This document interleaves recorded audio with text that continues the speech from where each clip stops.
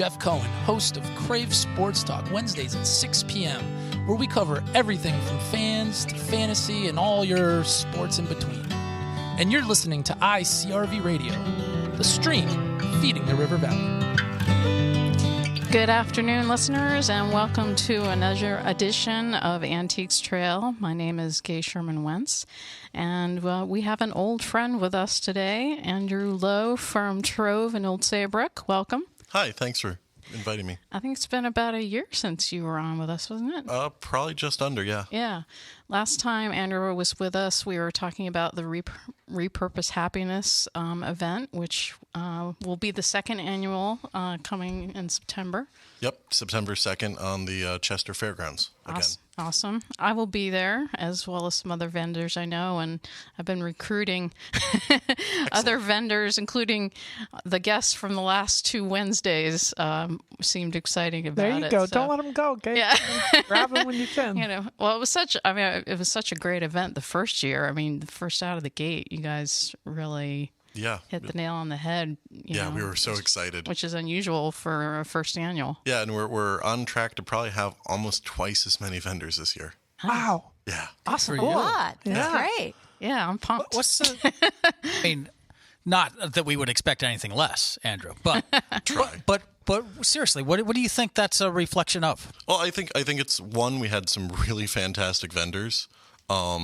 Everyone brought really fantastic stuff, and we had a really cool mix of vintage, antique, and like new handmade, as well as like upcycled items, which is a little bit different than like what would be like a traditional antique show or like just new stuff. So I think it's a neat blend. Oh, that's great. Good for you. Yeah. We love a good story like that. Yeah. I mean, it's so hard to break through, Gay. You know that. I mean, that's brutal. All the vendors were so happy. I think they spread the word, too. I mean, that's what I've been doing. I know Katie, who was there from Hammered Edge, she's been telling people about it. Well, what made it good for you guys? The crowd? Yeah, it was a good vibe. We enjoyed the other vendors, great customers, and we did, pretty good sales That's for great. our first Well time done. event. Congrats. So, That's great. Thanks. yeah. Feeling good about the next one. And good food trucks, I mean. Oh, that always helps. Come on. That's good. So, but today, our topic is kind of a different industrial revolution that we're experiencing probably in the past 5 to 10 years, I'd say. The race, basically, it's more of a repurposing thing. Oh, definitely. We're talking about industrial items. Andrew and I actually each brought an industrial stool. Mine is a Toledo Uhl stool that probably would have been used by someone who was doing drafting or an architect, something like that, perhaps in a tool shop. And Andrew, you can talk about yours. Yeah, mine's an optometrist stool produced about 1905, 1910. And a competing company to them hadn't patented a pneumatic stool, so they created this stool with a patented chuck system to keep it like at the right height. Was not all that successful, so they're pretty rare today. Right.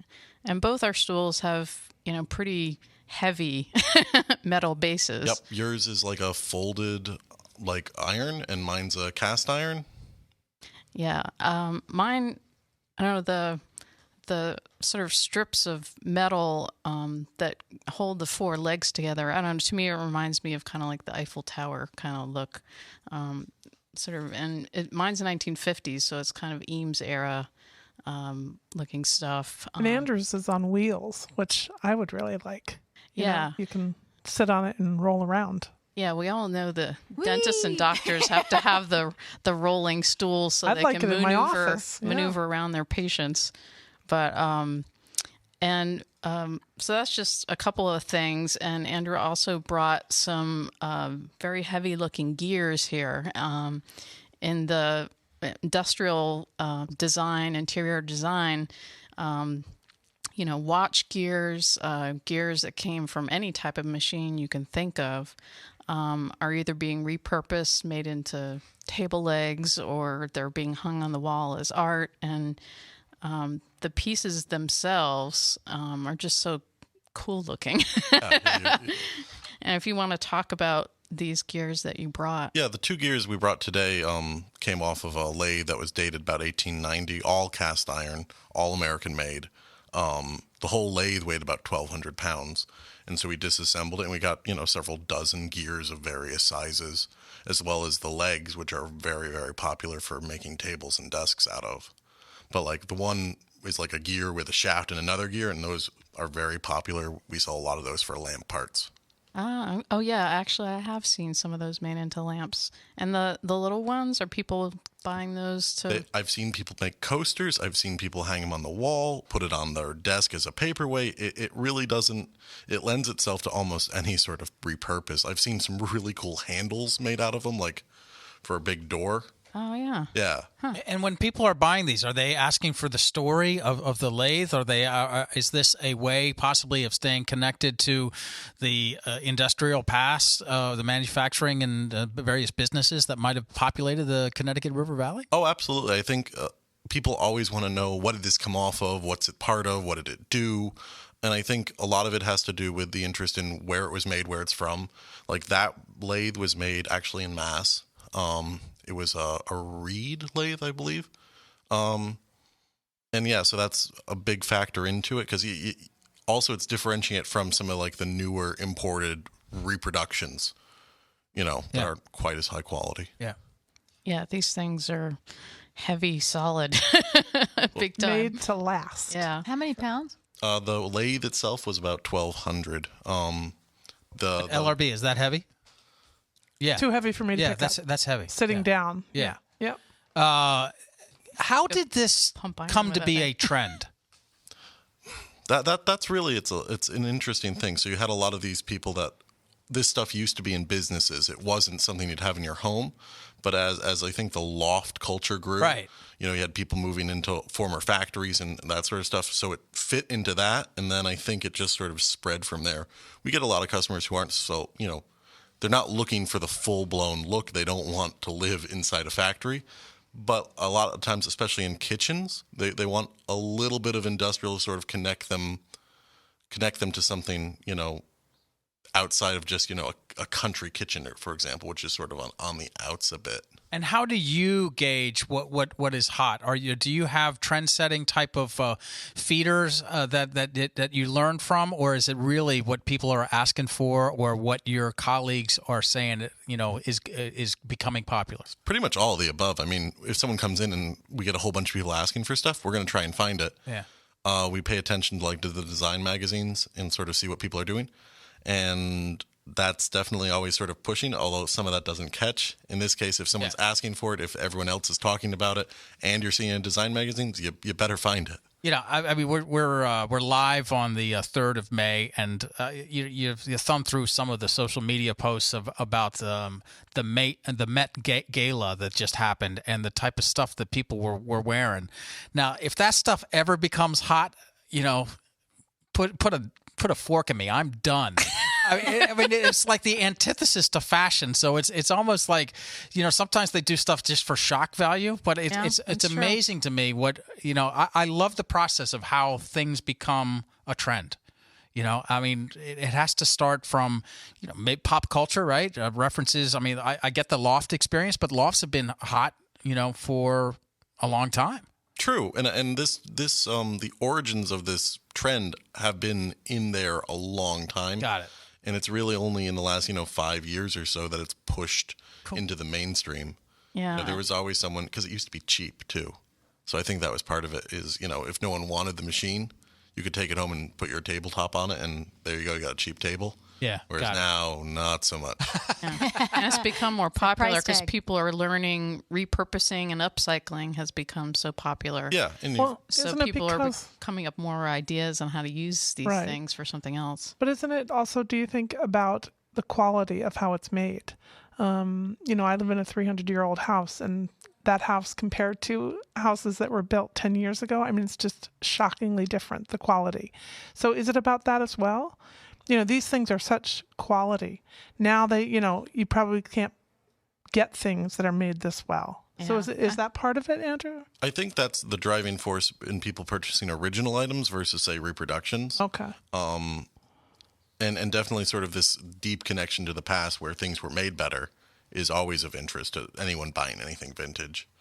And yeah, they're precision items. I mean, they came off of machines that, were supposed to be like the highest tech things in their day. Right. And around forever. Yeah. Yeah. Indestructible. Right.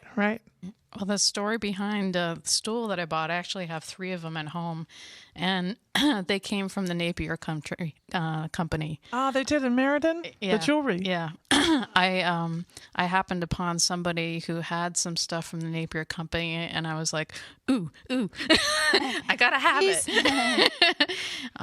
Because, Napier is the oldest costume jewelry company in our country, and to have a piece of that history, who sat on those stools designing Napier jewelry?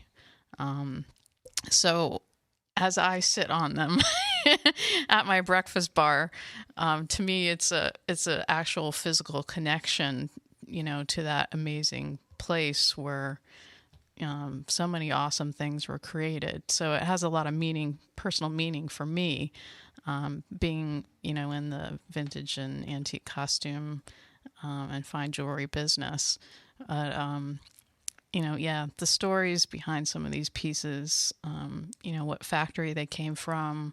I know a lot of people look for pieces, from their childhood. Like my father has some pieces that came out of, old Woonsocket mills because he grew up in Woonsocket. So a lot of people sometimes go looking for pieces that, came from a place where they grew up or that's important to them. Or Yeah, all over Connecticut especially, there were so many, factories and mills. You can find tons of stuff that was made here between like Meriden, Middletown. We get a lot of Wilcox Crittenden stuff out of Middletown, and the quality level on their stuff was always great.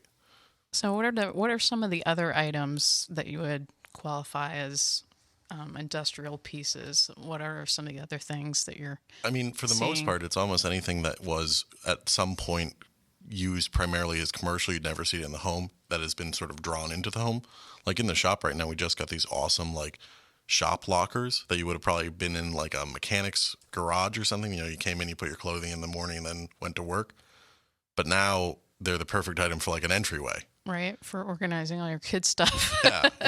But Yep. previously you would never have seen those in a home because they're way too heavy and very stark. They've got this really cool like grid pattern for the locker front. Oh, yeah, yep.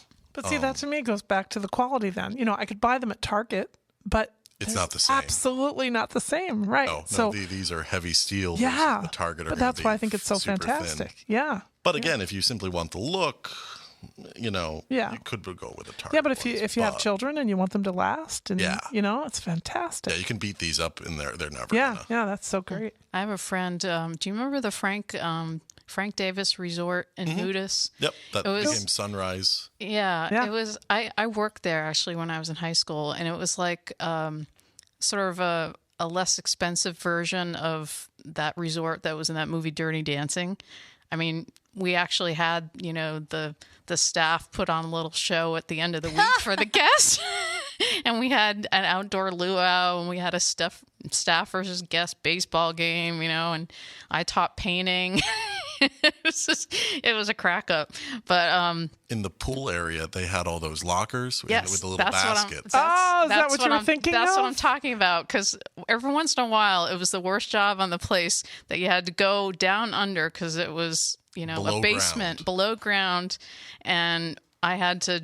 Isn't that take funny? the We all keys for the spent time there basket. as kids. That's Yeah. right. Worked there. So did I. Woohoo! And that's exactly what I was thinking of. I'm like, I wonder who's got that That's funny. with the baskets. Somebody must, I'm hoping somebody's got it in their house somewhere. Right. There were a lot of them too. Yeah.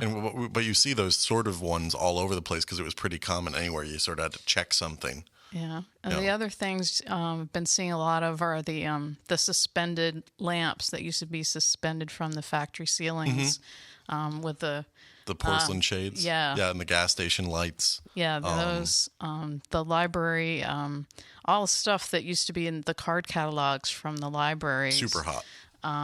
The rotating hardware bins from like the old hardware stores are unbelievably awesome. Okay, yeah. You just named my holy grail. No, they're crazy. It's funny that you say that because I was going to mention that I'm constantly drooling over those things. The rotating. So they were It's rotating an octagon, right? drawer sets, like with little Yeah. triangular drawers for all the screws and nuts and bobs. Oh yeah. Yeah, and it's an octagon, I believe. Some right? of them, It's- Some of them are circular octagon. A lot of them I see are 8-sided, but yeah, each side has a drawer, and it's actually shaped like a triangle when you pull it out. But yeah, they used to hold nuts and bolts and everything, and That would be cool for but they- jewelry. But it's on a carousel. It turns around, and they're very sturdy, made out of some very nice wood usually. And I know I've seen starting usually at $900 if you're lucky. For a little one. Yeah. Some of the larger ones bring up to $7,000 or $8,000, Yeah. depending on how Really? fancy. I saw a Yeah, $5,000 what about your jewelry one. now? Yeah, I think I saw a $5,000 one on eBay once. Yeah, you'll see a bunch up at Brimfield in a couple of weeks. Really? Yeah. Wow. Ooh. Now I'm gonna go to Brimfield. But yeah, anything We're gonna like- go anyway. Not that I'm Come gonna on. buy one, but I'm just gonna play with it. I'm just gonna rotate it around. But even things like butcher blocks and whatnot, that were used, Oh, in nice. For a tables and things? yeah, falls sort of into that category that people are, that were mercantile related and now are home, decor. I grew Yeah. up with a kitchen table that was a butcher block table. And in fact, there's also a butcher block table that is a part of our ICRV radio studio. That table over there that has the computer on it, which has since been refinished actually, that actually was an old butcher block table. Cool. Yeah, we had a butcher block table in the house that I grew up in, Deep River. It was in the center of the kitchen, and it's where we did all our cutting and prepping of food. And the thing was, I'm trying to think, from the top to the bottom of the butcher block where it met the legs, I want to say it was 2.5 feet thick. Oh, Yeah. wow. Yeah. And this thing, I don't know how much it weighed, but it took 4 or 5 men to bring it into the kitchen when my dad bought it. And the cool thing about it was it had, all the knife marks and the indents from all the years that had been used by a butcher. Yeah, we had one in the shop, and someone was just looking at it to see if they could mount a vanity sink on it.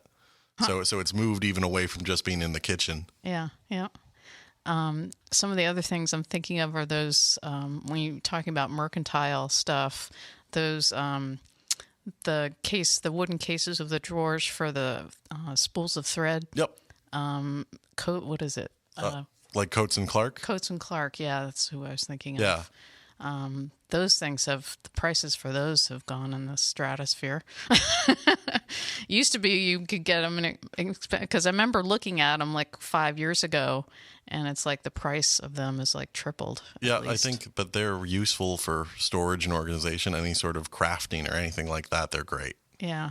Now the and hardware store again, the galvanized steel rotating things. I've seen some of those. Yep, also. like again, hardware bins. Yeah. They make like ones that go against the wall that sort of stack up too, and those are again as popular. Yeah, and there are very few hardware. I think Deep River Hardware Store still has some of those old hardware bins. And You mean that they're using today? that they're still using in isn't a that hardware something? store. Right. Yeah. Wow. I mean, because there's so very few old-fashioned hardware stores left, and now they're kind of a novelty. There's one on the Guilford Green. I've been to one that's in Katona, New York, but there's not many of them. I can think of a couple few in the entire state of Connecticut. Because they just couldn't compete with Home Depot right. and everything. Right. Yeah. So that's why a lot of these things have come to the market, because the places where they originally were, aren't there anymore, or they've upgraded to, modern furniture or Displays, what have you. like Yeah. with the plastic drawers and stuff. Yeah, like my friend has she's an artist, and she has a huge old white dental cabinet. Yep. And it's got tons of these slim drawers that they used to put dentures and And all the teeth thin little molds tools and yeah. And it's like, I think she paid $500 or $600 for it at the time, which was a number of years ago. It was a lot of money. Now they go for thousands of dollars. Yeah, I mean, and they run the gamut again, like depending on what they're made of and how old they are, because they go back 1880 or earlier. And if they've increased that much in this period of time, it makes you wonder what it's going to be like, years from now. Yeah, yeah. And I have a piece in, I think I may have mentioned this before, but I have a piece in my basement that came from an old department store in Baton Rouge, Louisiana. And it was originally built to display lingerie, including like corsets and things like that. And it's a massive piece. It's really heavy oak. And it's got 5 drawers, and all the drawers have glass fronts. And then inside there's dividers, and the dividers look about, like a folded men's shirt size. And they're pretty deep drawers too. It's probably at least 4 feet deep. Oh. And about 4 feet high, and it's got a glass top too. So it was meant for, display in a department store. I don't know what the heck I'm going to do with it, but it was such an incredible piece. And a friend of mine in Pensacola said, "Here, take it." And so when I moved a bunch of stuff from Pensacola, Florida up to here, I'm like, that thing's going in the moving truck. And we had to remove the door frame from the back of my house to get it into the basement because it was so wide. So now you can get that appraised and see what it's worth. I know. I have to find somebody who wants to, because it needs a little bit of refurbishing. Not a lot, but... Is there a specialty when it comes to appraising those kinds of pieces? Do people specialize in the types of things that are upscale?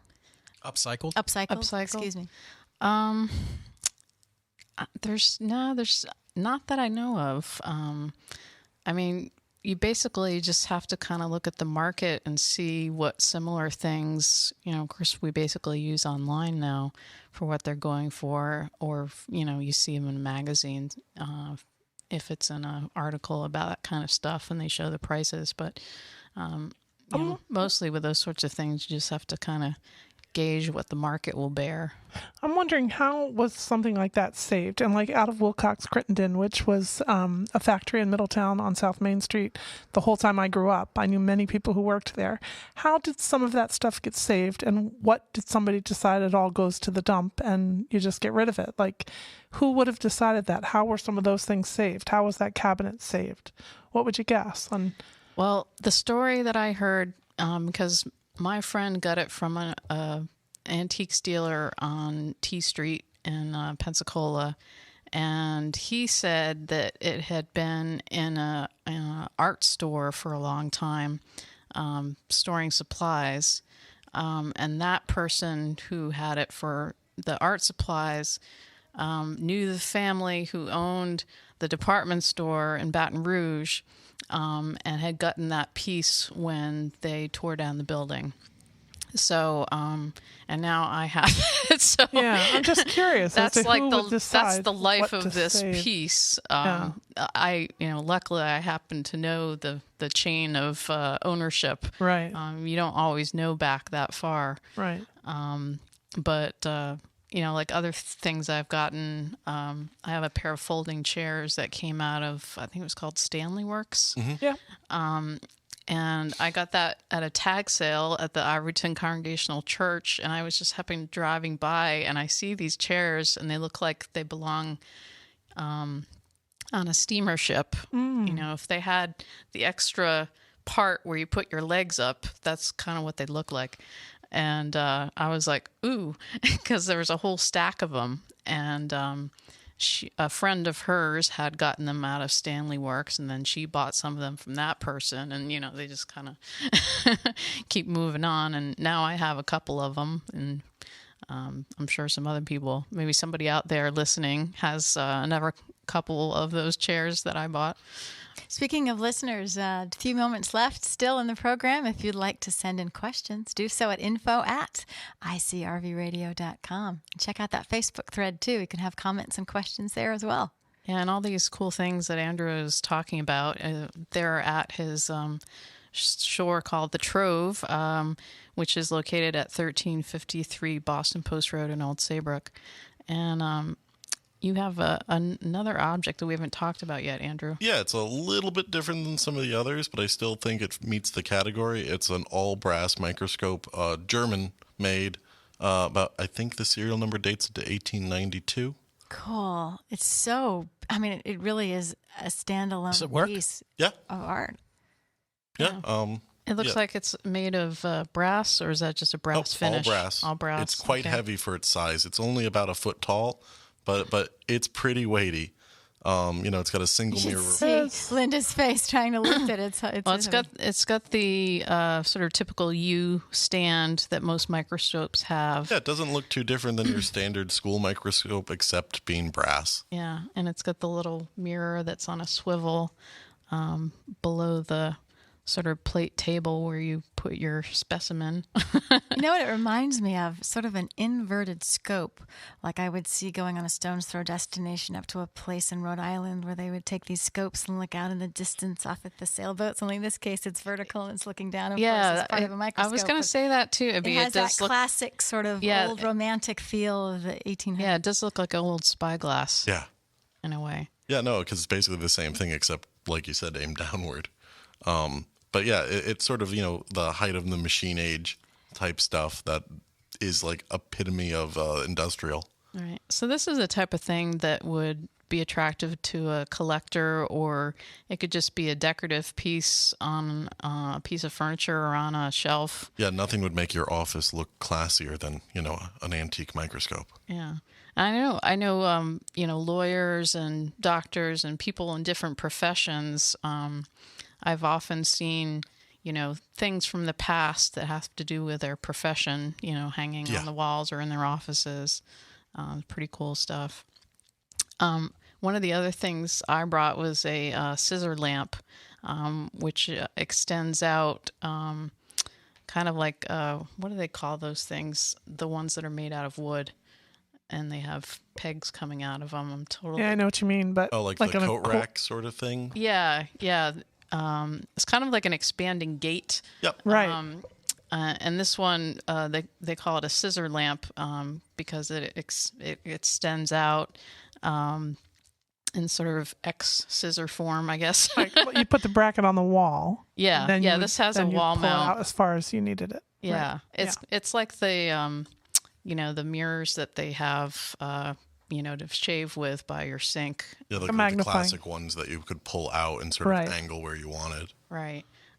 This one happens to be more of a home version, that would be, I actually have a set of 2 of these, and then would have been mounted on either side of the bed, for reading before bedtime. Like what decade would you place that light in about? This one that I have is definitely like 1950s, 1960s. It's got the pierced shade so that the light shines out of the shade a little bit. I sort of feel like it's a little bit Leave It to Beavers. Yeah. Yeah, definitely. And it's painted this kind of dull brown. So I'm actually going to upcycle this pair of scissor lamps, and they're going to be on either side of my bed for night reading. Very cool. So yeah, I'll probably give Chauncey and my dad that little project. They don't know it yet, but they might right now. So Andrew, you have these items in a special section or throughout the store, or we tend to clump the industrial stuff sort of into little vignettes. Yeah. But my store is contained with 75 other vendors, so you're going to find it sort of scattered throughout. Fantastic. Well, we encourage everybody. Give me the address again. It is 1353 Boston Post Road, called Trove, and it's kind of kitty corner across the street from Dairy Queen. Everybody knows where Dairy Queen is.